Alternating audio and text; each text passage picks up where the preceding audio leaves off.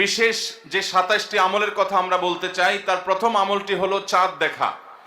রমাদান মাসের চাঁদ শাবানের শেষ দিনে আমরা পশ্চিম আকাশে তালাশ করব, অনুসন্ধান করব। নবী করিম সাল্লাল্লাহু আলাইহি সাল্লাম বলেছেন, সুমু লিরুইয়াতিহি ওয়া আফতিরু লিরুইয়াতিহি, তোমরা চাঁদ দেখে রোজা রাখো আর চাঁদ দেখে তোমরা ঈদ উদযাপন করবে। অতএব মুসলমান রমজান মাসে সিয়াম সাধনা শুরু করবে চাঁদ দেখে, এবং সিয়াম ছেড়ে ঈদ উদযাপন করবে সেটাও চাঁদ দেখে করবে। আর এই চাঁদ দেখাটা নবী করিম সাল্লাল্লাহু আলাইহি সাল্লামের গুরুত্বপূর্ণ একটি সুন্নাহ। চাঁদ দেখতে গিয়ে কেউ যদি চাঁদ দেখতে পান তিনিও সওয়াব পাবেন। যদি আপনি চাঁদ তালাশ করেন আর চাঁদ দেখতে নাও পান, তারপরও আপনি সওয়াব পাবেন, কারণ আপনি চেষ্টা করেছেন।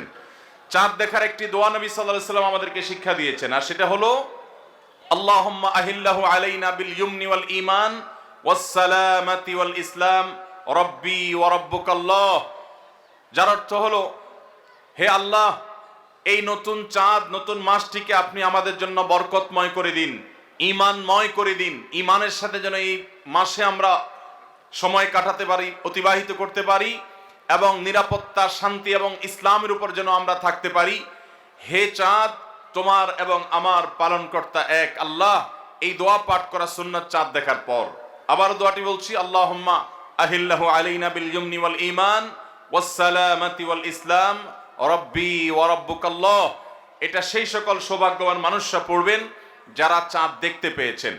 অতএব রমাদানকে কেন্দ্র করে সর্বপ্রথম আমাদের যে আমলটি হবে তা হলো শাবানের শেষ দিবসে আমরা পশ্চিম আকাশে চাঁদ তালাশ করব ইনশাআল্লাহ। আজকাল আমরা বেশিরভাগ মানুষ চাঁদ তালাশ করি ফেসবুকে, সোশ্যাল মিডিয়াতে। আমরা ফেসবুক বা সোশ্যাল মিডিয়া থেকে নিউজ নিতেই পারি, কিন্তু আমার একজন মুসলমান হিসাবে কর্তব্য হলো আমি পশ্চিম আকাশে শাবানের শেষ দিবসে চাঁদ তালাশ করব। আমরা যদি চাঁদ তালাশ না করি, আমরা যদি চাঁদ না দেখি, তাহলে চাঁদ দেখা কমিটি কিভাবে তারা চাঁদ উঠার সংবাদ ঘোষণা করবে? অতএব চাঁদ দেখার যে আমল, সেটি আমাদের সমাজ থেকে যে বিলুপ্ত হয়ে গেছে, সে আমলটাকে আমাদের আবার পুনর্জীবন দিতে হবে। প্রতিটি পাড়ায় মহল্লায় আমরা আনন্দ উৎসবের সাথে রমাদানের চাঁদ তালাশ করব, এবং ঈদ উল ফিতরের জন্য, অন্যান্য মাসের জন্য আমরা চাঁদ তালাশ করব। কেউ যদি চাঁদ না দেখে একটা এলাকাতে, তাহলে সবাই গুনাহগার হবে। কিছু না কিছু মানুষ অবশ্যই চাঁদ দেখতে হবে, তা না হলে ফরজে কিফায়া তরক করার গুনাহগার সবাইকে হতে হবে। অতএব রমজানের প্রথম আমল হলো শাবানের শেষ দিবসে আমরা পশ্চিম আকাশে সন্ধ্যায় চাঁদ তালাশ করব। চাঁদ দেখতে পেলে দোয়া করব, আর যদি চাঁদ দেখতে না পাই তবু আমি সওয়াব পাবো। আল্লাহ আমাদের সবাইকে আমলটা করার তৌফিক দান করুন। রমাদানের দ্বিতীয় আমল হলো সবচেয়ে গুরুত্বপূর্ণ আমল, সেটা হলো সিয়াম সাধনা, রোজা রাখা। প্রত্যেক প্রাপ্তবয়স্ক, সুস্থ মস্তিষ্ক সম্পন্ন নারী এবং পুরুষ, তিনি যদি মুসলমান হয়ে থাকেন, তাহলে সেক্ষেত্রে তার উপরে আল্লাহ রাব্বুল আলামিন রমাদানের দিনের বেলায় রোজা রাখা, সিয়াম সাধনাকে ফরজ করেছেন। প্রত্যেক প্রাপ্তবয়স্ক মুসলিম নারী এবং পুরুষ যদি সুস্থ সবল হয়ে থাকেন, আল্লাহ রাব্বুল আলামিন এই ফরজটাকে পালন করতে হবে। আল্লাহ বলেছেন, কুতিবা আলাইকুমুস সিয়াম, তোমাদের উপরে রোজা রাখাটাকে ফরজ করা হয়েছে। অতএব রমজানের দিনের বেলা রোজা রাখা হলো রমজানের সবচেয়ে বড় আমল। এটা হলো দ্বিতীয় আমল বলেছি। নাম্বার 3, রমাদান মাস উপলক্ষে রাতের বেলা তারাবির নামাজ আদায় করা, এটা রমাদানের তৃতীয় আমল। নবী করিম সাল্লাল্লাহু আলাইহি সাল্লাম বলেছেন, মান কামা রমাদানা ঈমানান ওয়া ইহতিসাবা গুফিরা লাহু মা তাকাদ্দামা মিন যামবি। যে ব্যক্তি রমজান মাসে রাতে দাঁড়িয়ে ঈমানের সাথে, ইখলাসের সাথে আল্লাহর কাছ থেকে সওয়াব পাওয়ার আশায় তারাবির নামাজ পড়বে, তার পূর্বের সমস্ত গুনাহ খাতা মাফ করে দেওয়া হবে। মুহতারাম হাজিরিন, অতএব রমজানের এই তৃতীয় আমল তারাবির নামাজটাও আমাদেরকে সুন্দর করে ধীরস্থিরতার সাথে উত্তম রূপে আদায় করার চেষ্টা করতে হবে। এটা হলো রমজানের তৃতীয় আমল। মা বোনরা বাসা বাড়িতে নিজ জায়গায় এবং পুরুষরা মসজিদে জামাতের সাথে তারাবির নামাজ আদায় করার চেষ্টা করবেন। এই তারাবির সালাত, এটা হলো রমজানের তৃতীয় আমল। নাম্বার 4, রমজানের চতুর্থ আমল হলো সাহারি করা। আমরা অনেকে ইচ্ছাকৃতভাবে সাহারি করি না, হয়তো কখনো ভালো লাগে না সাহারি করতে, খাওয়ার রুচি থাকে না, আমরা সাহারি খাই না। সাহারি খাওয়া ছাড়াও যদি কেউ রোজা রাখে, রোজা হয়ে যাবে, কিন্তু সাহারি খেলে আপনার খাদ্য গ্রহণ হবে, পাশাপাশি আপনি সওয়াব লাভ করবেন। প্রতিদিনই আপনি খাবার খান, এই সমস্ত খাবার খাওয়াটা জায়েজ, এটার কারণে আপনার কোনো সওয়াব হবে না যদি আপনি সাধারণ ভাবে আপনি খাবার খান। কিন্তু আপনার নিয়ত যদি হয় ভোর রাতে খাবার গ্রহণ করছেন, আপনি কেন রোজা রাখবেন, সেজন্য রোজার নিয়তে ভোর রাতে যে খাবার খাচ্ছেন, যেটাকে সাহারি বলা হয়, এই খাবারটা খেলে আপনার শুধু পেট ভরবে তা নয়, এর মাধ্যমে একটা সুন্নতের জিন্দা করার সওয়াব, একটা সুন্নতের আমল করার সওয়াব আপনার আমলনামায় লেখা হবে। নবী করিম সাল্লাল্লাহু আলাইহি সাল্লাম বলেছেন, তাসাহহারু ফাইন্না ফিস সাহুরি বারাকাহ, তোমরা সাহারি খাও, কারণ সাহারির খাবারের মধ্যে বরকত আছে। এই খাবারের মধ্যে বরকত আছে, এটার মধ্যে কল্যাণ আছে, এটা আমাদের আত্মিক বরকতের কারণ, এটা আমাদের শারীরিক বরকতের কারণ। এই জন্য রমাদান মাসে আমাদেরকে সাহারি খেতে হবে যথাসম্ভব। পেট ভরে খাওয়া কোনো জরুরি না, কিছু একটা মুখে দেন সাহারির নিয়তে, আপনি সওয়াব পেয়ে যাবেন। তাহলে 4 নম্বর আমল হলো সাহারি খাওয়া। 5 নম্বর আমল হলো সাহারিটা শেষের দিকে খাওয়া। এখনো অনেক মুরব্বীরা আছেন গ্রামাঞ্চলে, তারা মাঝরাতে সাহারি খেয়ে ফেলেন, 12টা-1টার দিকে সাহারি খেয়ে ফেলেন। সাহারি খাওয়ার জন্য সবচাইতে উত্তম সময় হলো রাতের শেষ প্রহরের একেবারে শেষের দিকে। নবী করিম সাল্লাল্লাহু আলাইহি ওয়াসাল্লাম তিনি রমজানের রোজার জন্য সাহারি খেতেন, সাধারণ রোজার জন্য সাহারি খেতেন এত দেরি করে যে তার সাহারি খাওয়া শেষ হলে ফজরের ওয়াক্ত এবং ফজরের আজানের ওয়াক্ত শুরু হওয়ার আগে মাঝখানে 50টা আয়াত তেলাওয়াত করার মতো গ্যাপ তিনি রাখতেন। তার মানে তার সাহারি খাওয়া শেষ আর ফজরের ওয়াক্ত শুরু, এই দুইয়ের মধ্যে 50টা আয়াত তেলাওয়াত করার মতো সময় তিনি রাখতেন। তার মানে আনুমানিক 20-25 মিনিট সময়, এতটুকু গ্যাপ তিনি রাখতেন তার সাহারি খাওয়ার পর। অতএব সাহারি শেষ সময় খাওয়া সুন্নত। এর মানে আবার এটা না যে মুয়াজ্জিনে আজান দিতে থাকবে ততক্ষণ পর্যন্ত বা আজানের 10-20 সেকেন্ড আগ পর্যন্ত খেতে থাকবো, এটা সুন্নাহ নয়। সুন্নাহ হলো যে আজানের 20-25 মিনিট আগে কমপক্ষে 50টা আয়াত তেলাওয়াত করতে যে সময় লাগে, 20-25 মিনিট লাগে না, সাধারণত 10-15 মিনিটে 50টা আয়াত তেলাওয়াত করা যায়। তো এই পরিমাণ সময় অন্তত গ্যাপ দিয়ে তারপরে সাহারি খাওয়া, তাহলে শেষের দিকে সাহারি খাওয়া, এটা হলো রমাদানের 5 নম্বর আমল। আমরা অনেকে শেষের দিকে সাহারি খাই না, অনেক আগে খাই, একটু শেষের দিকে খাওয়াটা হলো সুন্নাত। নবী করিম সাল্লাল্লাহু আলাইহি সাল্লাম বলেছেন, এই উম্মত মুসলমান জাতি ততদিন কল্যাণের মধ্যে থাকবে, তারা কল্যাণের উপরে প্রতিষ্ঠিত থাকবে যতদিন তারা সাহারি বিলম্ব করে খাবে, দেরিতে খাবে, শেষের দিকে খাবে। নাম্বার 6 নম্বর আমল হলো রমজান উপলক্ষে ইফতার করা। ইফতার মানে নাস্তা খাওয়া। সারা বছর আমরা দিনের বেলায় শুরুতে নাস্তা খাই, কিন্তু এর কারণে কোনো সওয়াব আমাদের আমলনামায় লেখা হবে এমন কোনো কথা বলা হয় নাই। কিন্তু রমজান মাসের সন্ধ্যা যখন আপনি ইফতার খাবেন, এই ইফতার খাওয়ার মাধ্যমে আপনি একটা সুন্নাহর উপর আমল করলেন, এটার কারণে আপনার আমলনামাতে একটা সওয়াব লেখা হবে। সওয়াবের আশা যদি আপনার থাকে, ইফতারের নিয়ত যদি আপনার থাকে, তাহলে এর মাধ্যমে আপনি সওয়াব লাভ করবেন। এই ইফতার করা এটা রমজানের একটা গুরুত্বপূর্ণ সুন্নাহ। ইফতার যদি কেউ নাও করে রোজা হয়ে যাবে, কিন্তু সুন্নাহ তরক হয়ে গেল। এই জন্য ইফতারে যতটুকু তৌফিক হয় ততটুকু কিছু না কিছু মুখে দেওয়া, এটা সুন্নাহ, রমজান মাসের 6 নম্বর আমল। 7 নম্বর আমল হলো ইফতারটা তাড়াতাড়ি করা, ইফতার বিলম্বে না করা। আমরা অনেকে আছি ইফতার অনেক বেশি দেরি করি, আমরা মনে করি যত দেরি করে ইফতার করা যায় ততই বোধহয় রোজাটা নিশ্চিতভাবে শুদ্ধ হয়, সঠিক হয়। এটা ভুল ধারণা। নবী করিম সাল্লাল্লাহু আলাইহি সাল্লাম বলেছেন, যতদিন পর্যন্ত এই উম্মত মুসলমান জাতি ইফতার দ্রুততার সাথে করবে, অর্থাৎ ওয়াক্ত হওয়ার পর আর বিলম্ব করবে না, ততদিন পর্যন্ত তারা কল্যাণের মধ্যে থাকবে। এক্ষেত্রেও সাহরির মতো একই কথা প্রযোজ্য, যে দ্রুততার সাথে মানে এই নয় যে একবারে সেকেন্ড হিসাব করে ফেলতে হবে, তবে যতটুকু সম্ভব নিশ্চিত হয়ে গেছেন সূর্য ডুবে গেছে আর বিলম্ব না করে ইফতার করাটাই হলো সুন্নাহ। এবং এক্ষেত্রে আমরা অনেক অবহেলা করি, অনেক দেরি করে ইফতার করি, চতুর্দিকে অন্ধকার হয়ে যাওয়ার পরে ইফতার করে। সাধারণত শিয়ারা এবং অনেক বিভ্রান্তরা আহলে সুন্নাত জামাতের সকল ওলামায়ে কেরামের ওলামায়ে কেরামের ঐক্যবদ্ধ ফতোয়া হলো যে ইফতার তাড়াতাড়ি করা হলো সুন্নাহ। অতএব 7 নম্বরের রমজানের আমল হলো ইফতার তাড়াতাড়ি করা। 8 নম্বরের রমজানের আমল হলো ইফতারের দোয়া পড়া। ইফতারের দোয়াটা আমরা অনেকে জানিও না, আবার অনেকে জানলেও সেটা কখন পড়তে হয় সেটা জানি না। ইফতারের শুরুতে বিসমিল্লাহ বলে ইফতার শুরু করতে হবে, ইফতার করা শেষ এরপরে দোয়া পড়তে হবে। আমরা অনেকে ইফতারের আগে দোয়া পড়ি, এই দোয়াটা ইফতার দোয়াটা পড়তে হয় ইফতারের পরে। দোয়াটা হলো যাহাবাজ জামা ওয়াবতাল্লাতিল উরুক ওয়া সাবাতাল আজরু ইনশাআল্লাহ। এটা হলো দোয়া। যাহাবাজ জামা মানে হলো আমার পিপাসা দূর হয়ে গেল, ওয়াবতাল্লাতিল উরুক আমি ইফতার করার মাধ্যমে প্রশান্ত হয়েছে, আমার শিরা উপশিরাগুলো সবগুলো সিক্ত হয়েছে, ওয়া সাবাতাল আজরু ইনশাআল্লাহ এবং এই রোজার বিনিময় আল্লাহর কাছে সাব্যস্ত হলো ইনশাআল্লাহ। এই দোয়া পাঠ করা সুন্নাহ। তাহলে ইফতারের পর আমরা এই দোয়া পড়বো, যাহাবাজ জামা ওয়াবতাল্লাতুল উরুক ওয়া সাবাতাল আজরু ইনশাআল্লাহ। এটা হলো রমজানের 8 নম্বরের আমল, ইফতারের দোয়া পড়া। 9 নম্বরের আমল হলো ইফতার এবং সাহারি উভয়টাতে খেজুর খাওয়া। এটা সুন্নাহ। খেজুরের মধ্যে প্রচুর খাদ্য শক্তি আছে। আমরা রমজান মাসে যে রোজা রাখি, সারাদিন পানাহার বর্জন করে থাকি, আমরা যদি সাহারিতে খেজুর খাই আমাদের শরীরে প্রচুর পরিমাণ খাদ্য শক্তি থাকবে এই খেজুর খাওয়ার ফলে। খেজুর অনেক উপকারী একটা খাবার। আমাদের দেশেও আজকাল খেজুর উৎপাদন হচ্ছে আল্লাহর মেহেরবানিতে। এই খেজুর ইফতারিতে নবী করিম সাল্লাল্লাহু আলাইহি সাল্লাম আধা পাকা আধা কাঁচা খেজুর, যেটা যে অর্ধেক পেকেছে অর্ধেক কাঁচা, সেগুলো তিনি পছন্দ করতেন। সেটা না পাওয়া গেলে সাধারণ খেজুর এটা দিয়ে ইফতার করা, এটা আমরা সবাই জানি। কিন্তু যেটা আমাদের দেশে মানুষ জানে না তা হলো সাহরিতে সাহরি খাওয়া, সাহরিতে আপনার খেজুর খাওয়া সুন্নাত। নবী করিম সাল্লাল্লাহু আলাইহি সাল্লাম বলেছেন, নি'মা সাহুরুল মুমিনি আত-তামার, ইমানদারের সবচেয়ে উত্তম সাহরি হলো খেজুর।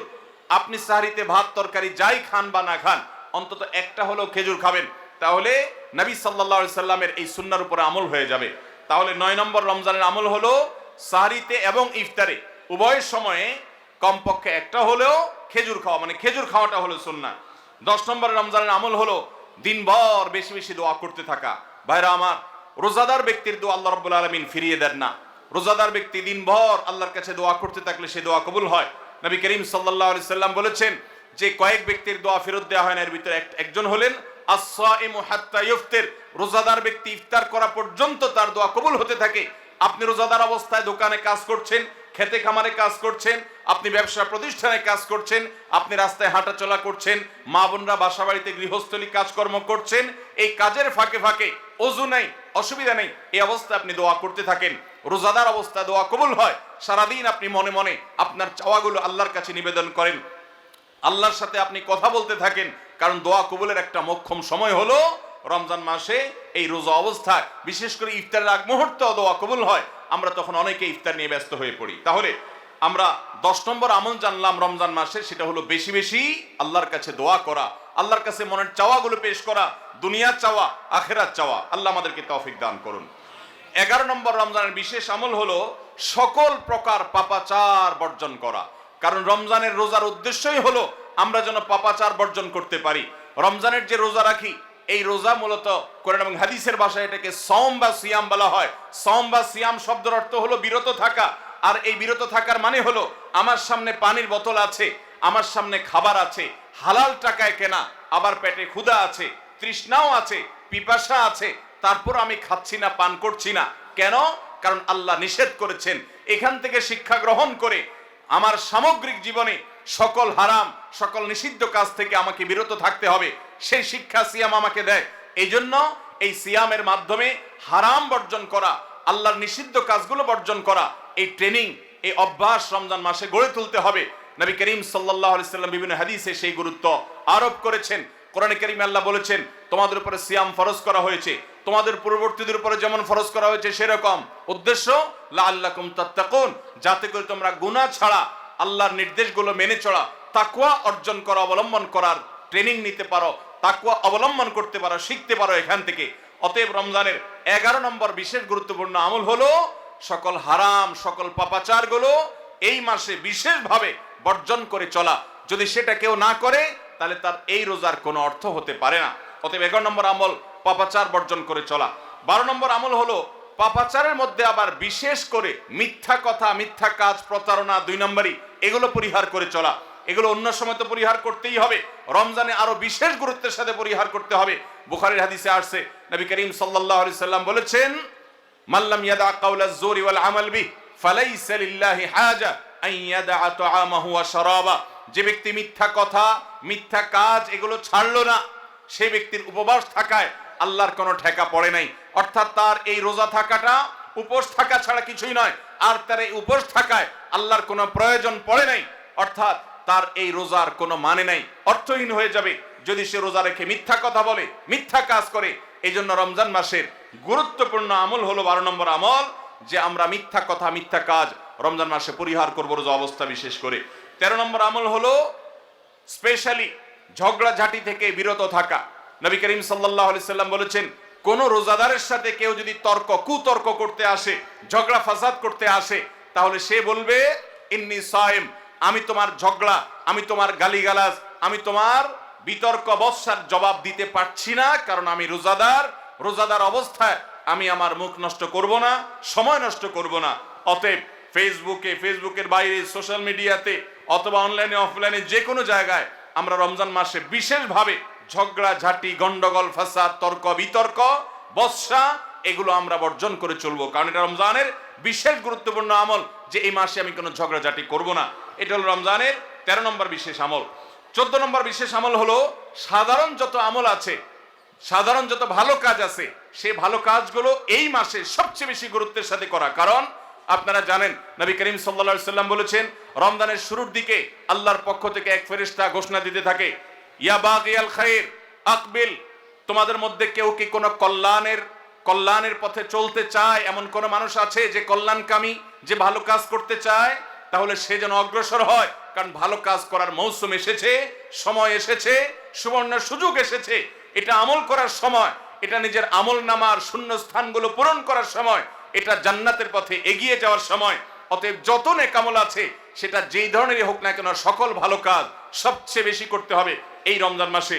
5 ওয়াক্ত নামাজকে গুরুত্বের সাথে পড়তে হবে, অন্যান্য সমস্ত আমলগুলো করতে হবে, সাধারণ আমলগুলো বিশেষ গুরুত্বের সাথে করা। এটা হলো 14 নম্বর আমল রমজানের। 15 নম্বর আমল হলো খুব গুরুত্বের সাথে ইস্তেগফার করা, আল্লাহর কাছে গুনাহ মাফ চাওয়া। কারণ আপনারা জানেন রমজান মাস এসেছে আমাদের গুনাহগুলোকে মাফ করাবার জন্য, রমজান মাস এসেছে আমাদেরকে জাহান্নাম থেকে মুক্তির পরোয়ানা পাইয়ে দেওয়ার জন্য।